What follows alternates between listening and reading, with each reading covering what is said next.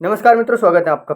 जैसा कि आप जानते हैं कि हमने आपके समक्ष पिछली एक वीडियो में सामान्य हिंदी के एक पाठ्यक्रम पर चर्चा करी थी। उससे पूर्व हमने आपके समक्ष घोषणा करी थी कि हम आपके समक्ष ऐसी एक वीडियो श्रृंखला प्रस्तुत करेंगे जो कि निश्चित होगी सामान्य पाठ्यक्रम पर, सामान्य हिंदी के पाठ्यक्रम पर। और सामान्य हिंदी का अर्थ ये नहीं है कि हम आपको एक दो चीज़ें बता के रुक जाए। सामान्य हिंदी का अर्थ ये है मित्रों कि हम आपको उस पाठ्यक्रम से अवगत कराएंगे जो संपूर्ण प्रतियोगी परीक्षाओं में आता है और उसका नाम सिर्फ सामान्य हिंदी के नाम से ही आता है। भावार्थ ये है मित्रों कि हिंदी को हम कई तरीके से पढ़ते हैं। एक को साहित्यिक हिंदी पढ़ते हैं जो विशेष हिंदी के अंतर्गत मानी जाती है, और एक हिंदी हमारी होती है जिस हिंदी को हम कहते हैं हिंदी सामान्य, जो कि सामान्य रूप से आती है हमारे 10वीं या 12वीं तक। उसके आगे अगर स्नातक लेवल पे आप समझें तो स्नातक लेवल में एक ही वर्ष में आती है, अर्थात कुल मिला के 12 या 13 साल तक जब हम जो हिंदी पढ़ते हैं वही हमारी हिंदी। उसका थोड़ा सा विस्तृत रूप या उसके अंदर से प्रश्न आते आते प्रतियोगी परीक्षाओं के प्रश्न बन जाते हैं। ये तो सामान्य हिंदी की बात है। बाकी इसके अलावा जो चीज़ें आती है वो विशेष हिंदी में आती है। कुछ व्याकरणिक भी आजकल अलग से हिंदी आने लग गई, तो एक भाषा अलग ही एक विषय बना दिया उसको अलग से ही, हिंदी साहित्य, जो सारी भाषाओं की अलग अलग होती है, अनिवार्य अलग होती है और साहित्य अलग होता है। तो उसी तरीके से हम सामान्य हिंदी की पढ़ें तो प्रतियोगी परीक्षाओं में आती है, और आपके जो कक्षाएं हैं 5वीं 8वीं 10वीं 12वीं इन सब में आती है। तो उसी के आधार पर हम पढ़ेंगे, लेकिन इसमें आपका एक पाठ्यक्रम तय नहीं है कि आपका 10वीं में ये आएगा तो उसी हिसाब से हम पढ़ाएं आपको, या फिर 12वीं में ये आएगा तो उसी हिसाब से आपको बताया जाए। परंतु सिलेबस में आपको ये जरूर निर्धारित कर दिया था कि अगर सामान्य हिंदी का आप नाम लें तो इससे ज़्यादा और कुछ सामान्य हिंदी में है नहीं है, और कुछ विशेष पॉइंट अगर होगा तो आप कमेंट बॉक्स में कर दीजिएगा, हम आपको उसको भी पूरा करवा देंगे। तो मित्रों, जानने वाली बात यह है कि हम शुरू कहाँ से करें। तो अगर हिंदी को या फिर किसी भी भाषा को जब हम पढ़ेंगे, हिंदी एक भाषा है, ये सब आप जानते हैं, तो ये जानना हमारे लिए ज़रूरी हो जाता है कि हिंदी एक भाषा है और भाषा के कई रूप होते हैं, अर्थात कि हम भाषा को कई रूपों में पढ़ते हैं। सामान्य मैंने आपको बता दिया तो सामान्यता चलती है, और एक साहित्यिक रूप होता है, व्याकरणिक रूप को भी विशेष रूप से पढ़े जाते हैं, कुछ रचनात्मक बातें भी आती है। तो रचनात्मक और व्याकरण दोनों को मिला करके और आपकी सामान्य हिंदी में आता है। ठीक है, तो सबसे पहले हम बात करें कि कोई भी भाषा होगी, फिलहाल में हिंदी को न छोड़ करके भाषा के रूप में हम भाषा पढ़ें तो किसी भी भाषा की बात करेंगे, संस्कृत को आप पढ़ेंगे, अंग्रेजी को आप पढ़ेंगे, और उर्दू, पारसी, पाली इत्यादि कोई भी भाषा पढ़ेंगे, तो सबसे पहले उसमें ये जानना हमें ज़रूरी है कि भाषा एक्चुअल में है क्या है, भाषा चीज़ क्या है। तो भाषा हम पढ़ेंगे तो क्या पढ़ रहे हैं, हम क्या पढ़ना चाह रहे हैं, भाषा क्या चीज़ है। तो सबसे पहले हम जान लेते हैं भाषा। तो मित्रों, भाषा की अलग अलग अर्थ, अलग अलग परिभाषाएं दी हुई है, जितना पढ़ा जाए उतना ही कम है। कहने का अर्थ ये है कि अगर आप जिस हिसाब से तैयारी कर रहे हैं, अगर आप साहित्य की तैयारी कर रहे हैं तो भाषा विज्ञान अपने आप में एक सब्जेक्ट चलता है, अर्थात कि भाषा की उत्पत्ति, हिंदी भाषा की उत्पत्ति, भाषा क्या है वगैरह वगैरह, भाषा विज्ञान का एक अलग से विषय आता है। अगर आप पीजी करेंगे या फिर आपने यूजीसी नेट वगैरह जैसी गहन अध्ययन वाली परीक्षाएं दी है तो उसमें भाषा विज्ञान चलता है। तो हमें सिलेबस के अकॉर्डिंग चलना है, अर्थात कि ये यूजीसी नेट वालों के लिए आप एक दो चीज़ें समझ सकते हैं, बाकी इसमें नहीं आएगा, वो भाषा गहराई से पढ़ाई जाती है। तो भाषा जब हम देखें तो भाषा एक संस्कृत में धातु होती है मित्रों। भाषा का अर्थ जान लेते हैं। भाषा का अर्थ होता है बोलने वाला या बुलवाने वाला, बोलने के लिए जो होता है वो भाषा होता है, कहने का मतलब। अगर भाषा का सामान्य अर्थ हम देखें तो मित्रों, भाषा भा धातु से मिलकर बनी हुई है। संस्कृत की धातु है भा, और भा का अर्थ है कहना। ठीक है, और सा जो है, सा उसमें एक प्रत्यय विशेष होता था किसी ज़माने में, तो वो प्रत्यय विशेष से लग करके के लिए हो जाता है, यानी बोलने के लिए या कहने के लिए। भाषा का अर्थ इतना हो जाता है। यानी या फिर कुछ लोग कहते हैं कि भास धातु से बनी हुई है। भास का अर्थ होता है कहना, और आ का अर्थ होता है वाला। तो कहने वाला या कहने के लिए जो काम में आती है वो चीज़ है। तो अगर भाषा का हम अर्थ देखें तो भाषा का अर्थ यही हमारे सामने आता है कि कहने वाली, यानी कि हम जो कहते हैं जिसके माध्यम से कहते हैं, बस इतना समझ सकते हैं आप कि जिसके माध्यम से कहा जाए या कुछ कहने के लिए चीज़ इस्तेमाल करने के लिए, ठीक है। जैसे कि वीडियो डालने के लिए हमें कैमरा चाहिए, तो कहने के लिए भाषा चाहिए। आगे समझते हैं विशेष रूप से जब भाषा की कक्षा आपकी शुरू होगी यूजीसी नेट के लिए, तब आप देखेंगे कि भाषा चीज़ क्या है, एक एक बारीकी से सारी चीज़ पढ़ाएंगे। फिलहाल हमारा मेन मोटो ये है कि हम शुरू करें व्याकरण। तो शुरू करने के लिए स्टेप बाय स्टेप व्याकरण तक कैसे पहुँचें, तो सबसे पहले हम जानेंगे भाषा, भाषा के बाद में लिपि, लिपि के बाद में हम जानेंगे वर्णमाला। तो वर्णमाला तक पहुँच रहे हैं आपके पास। तो मित्रों, वर्णमाला होती है एक भाषा की। भाषा जान ली हमने क्या है, तो भाषा की कुछ परिभाषाएं भी निश्चित की हुई है। जब हम किसी चीज़ पे विचार विमर्श करते हैं तो भारतीय परंपरा के अनुसार हमारे प्राचीन विद्वानों को भी जानना पड़ता है और आज के संदर्भ में आज के विद्वानों को भी जानना पड़ता है। परंतु अगर हमको व्याप्त क्षेत्र में पढ़ना पड़ता है तो पाश्चात्य विद्वानों को भी पढ़ना पड़ जाता है, अर्थात कि पाश्चात्य भी एक दो परिभाषाएं देखनी जरूरी हो जाती है। तो तीन तरीके से किसी बिंदु को हम परिभाषित करते हैं। सबसे पहले हम जानते हैं प्राचीन विद्वान कौन से हैं जिन्होंने भाषा विज्ञान के अंतर्गत परिभाषा दी है भाषा की। सबसे पहले जानते हैं पतंजलि द्वारा दी गई परिभाषा। पतंजलि एक विद्वान है मित्रों, जिनका एक ग्रंथ है महाभाष्य। महाभाष्य के द्वारा क्या परिभाषा दी गई है भाषा की, देखिए पतंजलि ने परिभाषा दी है व्यक्तावाची वार्ता से या व्यक्तावाची वार्ता ये साम इत से व्यक्तिवाच्यते, यानी कि व्यक्त वर्णात्मक वाणी ही भाषा है। एक बार फिर से देख लेते हैं पतंजलि द्वारा दी गई परिभाषा। संस्कृत में है, एक सूत्र प्रकार में है, व्यक्तावाची वर्णा ये सा इत से व्यक्तवाच्य, अर्थात कि व्यक्त वर्णात्मक वाणी ही भाषा है। ये तो हुई पतंजलि यानी कि महाभाष्य में दी हुई परिभाषा। और अब हम जान लेते हैं, थोड़े मध्यकाल में आते हैं, तब हिंदी साहित्य का विकास हुआ था, तब किन का हाथ था। और अगर हम भाषा की बात करते हैं तो भाषा विज्ञान में सबसे पहले नाम सबसे महत्वपूर्ण आता है डॉक्टर भोलानाथ तिवारी का।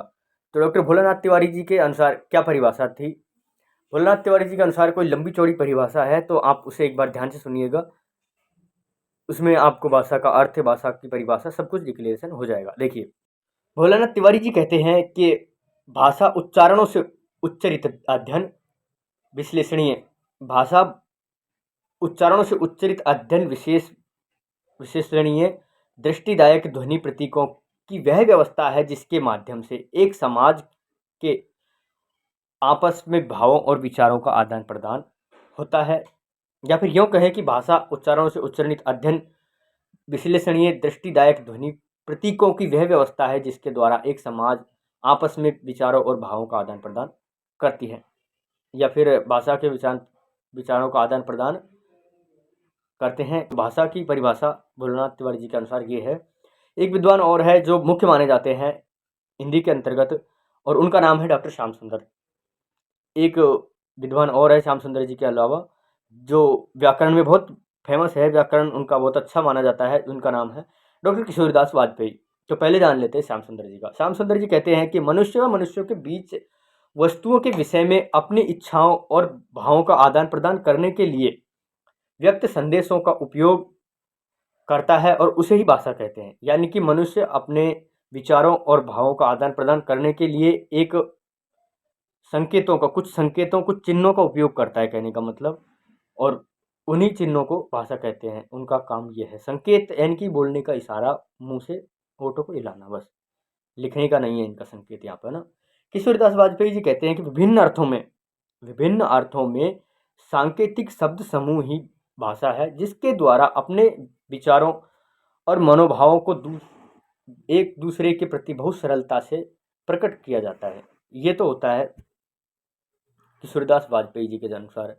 कुछ और विद्वान भी है जिनमें सुकुमार सेन है, और हमारे जो मूल हैं प्रेमचंद जी हैं, जिन्होंने भी भाषा की परिभाषा दी है। और इनके अलावा आप एक बार देखेंगे तो कवि जगत में भी कुछ ऐसे हैं, वर्तमान के कवि, कुछ आलोचक भी है, लेकिन इनकी परिभाषाएं आपके लिए कुछ महत्व नहीं रखती है। क्योंकि मैंने आपको बताया कि ये विशेष हिंदी के लिए कोर्स नहीं है, सिर्फ आप ये समझ लीजिए कि अनिवार्य है, तो उसमें कुछ स्टेप बाय स्टेप चल रहे हैं और अपन को पहुंचना है वर्णमाला तक बस।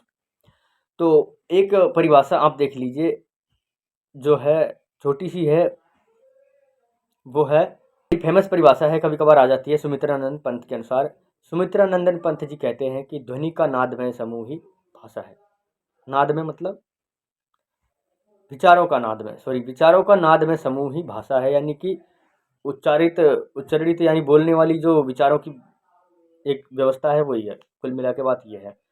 पाश्चात्य विद्वानों को अगर आप देखें तो पाश्चात्य विद्वानों में आप देख लीजिए, सबसे पहले आते हैं अरस्तु को, सबसे पहले मुख्य जाना जाता है, लेकिन अरस्तु से पहले प्लेटो आते हैं। प्लेटो और सोक्रेटिस नाम के दो व्यक्ति थे। प्लेटो आप जानते हैं अच्छी तरह, तो सोक्रेटिस उनके साथ में एक परिभाषा उनकी तरह ही देते हैं। तो वो कहते हैं कि विचार आत्मा की मूल ध्वन्यात्मक बातचीत है, जबकि ध्वन्यात्मक होकर ओठों से प्रकट होती है। यानी कि एक ध्वन्यात्मक आत्मा की आवाज़ है, ध्वन्यात्मक यानी कि बोली जाने वाली जो सुनी जाती है वो है आत्मा की आवाज़, लेकिन वो मूक है, मतलब बोली नहीं जाती है, लेकिन फिर भी ओठों से प्रकट होती है, आवाज़ है, भाषा। अब आप जानेंगे कि अरस्तु के अनुसार क्या है। अरस्तु के अनुसार है कि विचारों की एक ध्वन्यात्मक नकल ही भाषा है। वो हर चीज़ को लगभग लगभग नकल ही मानते हैं। ठीक है, तो स्वीट कहते हैं, स्वीट विद्वान हैं जिनकी परिभाषा अलग से मानी जाती है। स्वीट कहते हैं कि ध्वन्यात्मक शब्दों द्वारा वर्णों का स्पष्टीकरण ही भाषा है। ठीक है, अब अगर कुल सामूहिक परिभाषा आप देखें तो ये कहा जाता है कि उच्चारणों अवयवों से उच्चरित या आच्छादित वाचिक संकेतों की पद्धति है एक भाषा, जिसके द्वारा समाज विशेष के लोग परस्पर विचारों और भावों का आदान प्रदान करते हैं। ये तो आपकी रही भाषा की बात।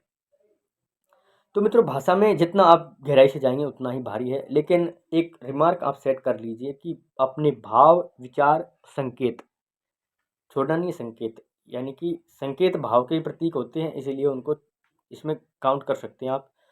तो संकेतों को, इनको सब चीज़ों को, मन के भावों को प्रकट करने का जो एक माध्यम है, सार्थक माध्यम है भाषा, ये ध्यान रखना आप। यानी कि जिसका अर्थ है वही भाषा है। ऐसा नहीं है कि किसी का अर्थ नहीं है और उसको भाषा बना दिया। आप बकरी चराने वाले, भेड़ चराने वाले लोग हैं, उनको देखेंगे, वो भाषा कह सकते हैं आप उनको, लेकिन व्याकरणिक तौर पर वो भाषा नहीं है। जैसे कि आपको किसी ने कुछ भी बोल दिया, जैसे कि अभी मैं कहूँ, भाषा में कोई ये अर्थ है क्या? अब ऐसे आप इसको लिख सकते हैं टच, लेकिन ये पूरा नहीं है, इसका कोई ध्वनि नहीं है, कहने का अर्थ ये है। तो भाषा का असली रूप भाषा नहीं होता है, जो हम लिखते हैं और जिसको हम बोलते हैं, जो व्यवस्था होती है, स्क्रिप्ट होती है, वो भाषा नहीं होती मित्रों। भाषा सिर्फ जो हमारे द्वारा विचारों का जो फिक्स किया जाता है वो भाषा होती है, कि हमको देखने के लिए बोल रहा है, ऐसे होटल आने देख लेना, बस ये होती भाषा। तो वो जो लिखी जाती है एक्चुअल में, जिसको हम पढ़ते हैं, लिखते हैं, वो भाषा नहीं है, वो है भाषा का लिखित रूप, जिसको हम बोलते हैं लिपि। ठीक है, तो लिपि भी जान लेते हैं कि एक्चुअल में लिपि क्या है। तो बेसिकली जो हम लिखते हैं वही लिपि है, परंतु वो भाषा ही है। तो भाषा का एक रूप है, कहने का मतलब ये है। तो मित्रों, भाषा का लिखित जो रूप होता है, यानी कि भाषा को जिस रूप में लिखा जाता है, व्यवस्था को जिस रूप में जमाया जाता है, वो होती है लिपि। जिसको हम ए आ ई से लिखते हैं ना, वो लिपि होती है। कि हमको ए के लिए क्या, ए ध्वनि है हमारी, उसके लिए क्या प्रतीक है, वो एक चिन्ह है विशेष। ठीक है, तो भाषा के हिसाब से लिपि की भी कुछ परिभाषाएं होनी चाहिए। तो लिपि की एक छोटी सी परिभाषा मैं आपको बताता हूँ कि भाषा के उच्चारण का लेखन रूप लिपि है। एक परिभाषा तो ये हो जाती है। एक अगर इसके अलावा थोड़ी बड़ी करके देखें तो ये होता है कि भाषा के उच्चारण को लेखन के रूप में प्रयुक्त चिन्हों को लिपि कहा जाता है, यानी चिन्ह और चिन्हों की व्यवस्था, या फिर जिस रूप में वर्ण लिखे जाते हैं वो होता है लिपि, या फिर भाषा का लिखित रूप लिपि, या फिर यूँ कहें कि भाषा के लिखित, या फिर ये कह सकते हैं हम वर्णों के लिखित समूह। हम ये कह सकते हैं कि भाषा के ध्वनि चिन्हों का लिखित समूह, ये है लिपि। या फिर हम ये कह सकते हैं कि सार्थक लिपि चिन्हों के समूह को, सॉरी, वो वर्णमाला की परिभाषा हो जाती है कि सार्थक ध्वनि चिन्हों की व्यवस्था को लिपि कहा जाता है। यानी कि व्यवस्था ही है एक लिपि। भाषा होती है बोलने की व्यवस्था और लिपि होती है उसको लिखने की व्यवस्था। यानी कि भाषा को लिखने की व्यवस्था को लिपि कहा जाता है। जो हमारी वर्णमाला आती है, ए, बे, स्वे, स्वर, सब कुछ जो आता है, स्वर, व्यंजन इत्यादि इत्यादि, ये सब आता है लिपि में। ये भाषा में नहीं आता है मित्रों। तो हम बेसिकली पढ़ेंगे लिपि, ना कि भाषा। समझ रहे हैं आप? तो पढ़नी भाषा नहीं है, वैसे लिपि पढ़नी है। परंतु एक बात आपके लिए जानना जरूरी हो जाता है कि लिपि और भाषा में फिर अंतर क्या रहा। भाषा लिपि का रूप हो गया तो मित्रों बात ये है कि एक लिपि जो होती है वो होती है भाषा को लिखने का रूप। जैसे कि हम हैं तो हम हमारी जगह हम ही रहेंगे, लेकिन हमारे विचारों के लिए अगर हमने एक निबंध लिख दिया, समझ रहे, तो निबंध एक माध्यम हो गया हमारे विचारों का। विचार तो हमारे ही रहे लेकिन नाम हो गया निबंध का, क्योंकि वो क्या है, निबंध। तो ऐसे होता है भाषा का लिखने का जो सहारा होता है, जैसे कि बोलने का सहारा होता है भाषा, तो भाषा का सहारा होता है लिपि। ठीक है? तो लिपि के भी कई रूप होते हैं, अर्थात कि लिखने के कई रूप होते हैं। लिपि का शाब्दिक अर्थ होता है लिपना या बनाना, मानने वगैरह, चित्र वगैरह बनाना। तो लिपि कई प्रकार की होती है मित्रों की, भाषा कई प्रकार की हो सकती है। आप देखेंगे कि देश में, विदेशों में अलग अलग भाषाएं रहती है। तो मित्रों आप देखेंगे कि अलग अलग लिखी हुई है। तो लिपि तो जब जानते हैं कि जैसे कि ए को आप हिंदी में बोलेंगे तो ए का तो अलग ए लिखने में आएगा, और ए का हम स्वर देख लेते हैं वो होता है ए। तो मित्रों ये होता है लिपि का फर्क, यानी कि किस भाषा को कैसे लिखा जाए, उसको कैसे उच्चारित किया जाए, उसकी सुविधा के अनुसार जो एक व्यवस्था होती है वो लिपि होती है। तो हमारे हिंदी भाषा की लिपि है वो देवनागरी लिपि है। ठीक है? तो देवनागरी लिपि जो होती है वो अन्य भाषाओं के लिए भी हो सकती है, वाजिब बात है। यानी कि लिपि एक अलग चीज़ है जो लिखी जाती है, जिसके अनुसार ध्वनि को लिखा जाता है। अब ध्वनि कोई सी भी भाषा की हो सकती है, आप जानते हैं कि भाषा ध्वनि है। तो मित्र बात कर लेते हैं लिपि के प्रकारों के संदर्भ में, क्योंकि ये जरूरी है कि जो हम चाइनीज भाषा देखते हैं उसमें तो पता ही नहीं चलता है कि क्या लिखा हुआ है। उसमें पता कैसे चलेगा कि इसमें अक्षर है कि क्या है। हम अंग्रेजी भाषा देखेंगे तो उसमें अलग है। तो मित्रों भाषा नहीं है, वो लिपि है। ठीक है? उर्दू देखेंगे वो अलग है, लेकिन वो लिपि है असल में। हमारी देवनागरी लिपि है, उर्दू की अरबी लिपि है। उर्दू को हम यहाँ पे लिखेंगे तो वो लिखने में आ जाएगा। कोई ये थोड़ी कहेगा कि उर्दू लिख रखी है, ये कहेगा ये देवनागरी में लिख रखा है। ठीक है? आज से आप ये नहीं कहेंगे कि हिंदी में लिख रखा है, देवनागरी में लिख रखा है। हिंदी को हम अंग्रेजी में भी लिखते हैं आजकल, आप देखेंगे ना, हिंदी को अंग्रेजी में लिखते हैं। व्हाट्सएप पे चैट करेंगे KYA क्या, तो वो हिंदी में लिखने में आ रहा है, अंग्रेजी में नहीं आ रहा है। लिपि उसकी हमने रोमन कर दी, बस फर्क इतना पड़ रहा है। ठीक है? लिपि बदल देते हैं। अब हम हिंदी को उर्दू की लिपि में, अरबी में लिख देंगे। तो मित्रों ये होता है, दो तरीके से लिपि बांटी जाती थी पहले। तो वो बांटी जाती थी, अब से थोड़े दिन पहले की बात है, उसके संदर्भ में आप बात करें तो एक पीछे से लिख करके आगे की तरफ लिखा जाता था, और एक लिखी जाती थी आगे से पीछे, ऐसे बाएं से दाएं, दाएं से बाएं। तो बाएं से दाएं जो लिखी जाती थी, आप अपने दादा या उनसे कभी बात करिएगा, वो बता देंगे आपको कि उल्टा भी लिखा जाता था।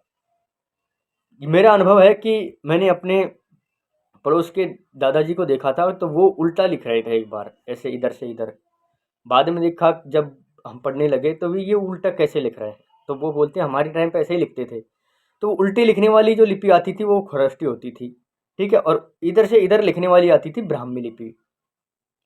तो ब्राह्मी लिपि जब सीधी थी, इधर से इधर लिखी जाती थी, और उसमें कुछ स्पष्टीकरण था, तो उसका विकास हो गया। और ब्राह्मी लिपि का विकास होते होते वो ब्राह्मी लिपि का विकास से बन गई हमारी देवनागरी लिपि। और खरोष्टी लिपि से ये गुप्त लिपि, कोटी लिपि इत्यादि इत्यादि बहुत सारी होती है।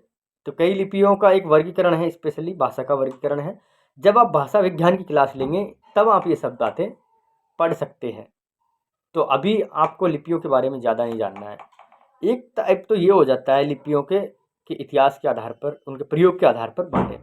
ठीक है? एक प्रयोग के आधार पर ऐसा होता है कि उनका कैसे लिखा जाता है। तो जिस भाषा में चित्रों से अच्छी तरह समझाया जाता है, जिस लिपि में ध्वनियों को चित्र से समझाया जाता है, वो होती है चित्रलिपि। अगर आप चाइनीज जो लिपि है, उनकी कोई भी लिपि हो, आप देख लीजिएगा, तो लिपि को अगर आप जूम करके देखेंगे तो उसमें देखेंगे छोटे छोटे चित्र आ जाते हैं, सिंबल टाइप, सिंबॉलिक लिपि भी उसको बोलते हैं। तो सिंबल टाइप की जो चीज़ आती है वो होता है चित्रलिपि, यानी चित्र आते हैं उसमें, छोटे छोटे चित्र आते हैं, उनको समूह बना करके वो हो जाती है आपकी ये लिपि। अपने भी यहाँ पे समूह ही है, जैसे कि आप अनार लिखेंगे तो ए तो है क्लियर आपका, लेकिन उसमें न के बाद में आ का जो चिन्ह लग रहा है वो दो का समूह हुआ ना, न का और आ का, तो वो ऐसे मिला करके लिखा जाता है, तो वहाँ पे चित्र जोड़ देते हैं और वो हो जाती है लिपि। तो मित्रों एक होता है पत्र लिपि। पत्र का मतलब होता है कि पत्ते पर इत्यादि पर या ताम्र पत्र वगैरह पे आप लिखे देखे होंगे, आपने सुना होगा इतिहास में, कुछ पत्तों पर भी लिखा हुआ आपने सुना होगा, संग्रहालयों में लिखा हुआ रखा है, तो वो होता है पत्रलिपि, जो पत्रों पर लिखा जाता है पत्रलिपि। एक होता है सूत्रलिपि। सूत्र का मतलब होता है, संस्कृत में आप देखेंगे कि इतने से सूत्र में इतना बड़ा पेज पूरा होता है, तो वो होता है सूत्रलिपि। बहुत सारी बातों को छोटी सी में समा दी जाती है। एक होता है प्रतीकात्मक लिपि, उसमें ऐसे चिन्ह, हाथ का चिन्ह, पाँव का चिन्ह, ऐसे चलने का, रुकने का ऐसा चिन्ह होता है, ट्रैफिक संकेतों में भी आप देखेंगे ये होता है। एक भावात्मक लिपि होती है जिसमें भाव मूलक है, यानी भावों को समझाया जाता है कि आँख चढ़ाना, भौं चढ़ाना, जैसे यानी कि शरीर के अंगों का संकेत जो दिया जाता है भावों को अंगों के द्वारा। तो भाव में एक होता है ध्वनि मूलक, यानी कि भावों को ध्वनि से संकेत जो दी जाती है वो होता है भाव ध्वनि मूलक। तो भाव और ध्वनि दोनों हो जाती है उसमें। तो भाव ध्वनि मूलक दो प्रकार की बांटी जाती है फिर, एक होती है अक्षरात्मक और एक वर्णनात्मक। अक्षर मतलब कि एक एक अक्षर लिखा जाता है अलग अलग, एक एक साउंड के लिए, एक एक ध्वनि के लिए। हमारे ए की ध्वनि है तो ए अलग वो है आपका वर्णन। बिल्कुल वर्णनात्मक लिपि है ABCD रोमन लिपि, उसमें ए के लिए एक ही साउंड आता है ए, और हमारे यहाँ पर अगर ए लिखेंगे एक अक्षर आएगा। तो हमारी लिपि है देवनागरी अक्षरात्मक और रोमन है वर्णनात्मक। वर्णनात्मक यानी कि वर्ण के अनुसार लिखी जाती है वो एक एक, और अक्षर के हिसाब से हमारी यहाँ लिखी जाती है। एक अक्षर की एक जगह रहेगी, अगर अक्षर अलग अलग हो जाएगा तो उसका महत्व नहीं रहेगा। देखते हैं आप यहाँ पे कि व्यंजन को अगर हम अलग से लिख देते हैं तो उसका स्वरूप नहीं होता है। ये सारी चीज़ें हम पढ़ेंगे जब हम पढ़ेंगे भाषा विज्ञान की। तो अगर आप देखेंगे तो अक्षर क्या है, वर्ण क्या है, वर्णमाला क्या है, ये सब चीज़ें हम पढ़ेंगे हमारी अगली कक्षा में। फिलहाल हमने जाना कि लिपि क्या है, भाषा क्या है, और लिपि और भाषा किस तरह लिंक है, और वर्ण क्या है। तो वर्ण ऐसे छोटी सी ध्वनि होती है, हमने बोला ए, तो ये आपका है एक वर्ण, ठीक है। अब ए को आप लिखेंगे तो एक ही सिंगल रहेगा, ठीक है, और अक्षर में आप दो मिला करके लिख सकते हैं, जबकि आपकी रोमन लिपि में दो मिला करके आप नहीं लिख सकते हैं। ABCD अलग अलग, सबका अलग अलग स्वरूप होता है, अलग अलग अर्थ होता है। यहाँ पर अलग अलग का अर्थ कोई नहीं है। जय का आप अर्थ देखेंगे कोई अर्थ नहीं है। तो वर्णमाला भी यही होता है, सार्थक वर्णों का समूह वर्णमाला। तो यहाँ पर सार्थक वर्ण सभी होते हैं, ठीक है। तो कुल मिलाकर के आपके हमारी लिपि है अक्षरों के द्वारा लिखी जाती है, इसलिए अक्षरात्मक लिपि है देवनागरी, और वर्णों के द्वारा लिखी जाती है इसलिए वर्णात्मक लिपि है आपकी रोमन, जिसमें ABCD इत्यादि लिखे जाते हैं अंग्रेजी भाषा। तो भाषा के हिसाब से लिपि होती है, ना कि लिपि के हिसाब से भाषा। तो हम जो बोलते हैं वो किसी लिपि में लिख सकते हैं। आप अरबी में लिखेंगे उर्दू की तरह हो जाएगी, उर्दू को आप देवनागरी में लिखेंगे हिंदी की तरह लगने लग जाएगी। इसीलिए आप ये मत बोलिए कि हम हिंदी में बोल रहे हैं, हिंदी में बोल सकते हैं, आप हिंदी में लिख रहे हैं नहीं बोलेंगे, आप लिखें आप देवनागरी में रहे हैं, ठीक है। तो इसी के साथ में लेते हैं आपसे विदाई, आगे की बात करेंगे अगली वीडियो में। नमस्कार, धन्यवाद।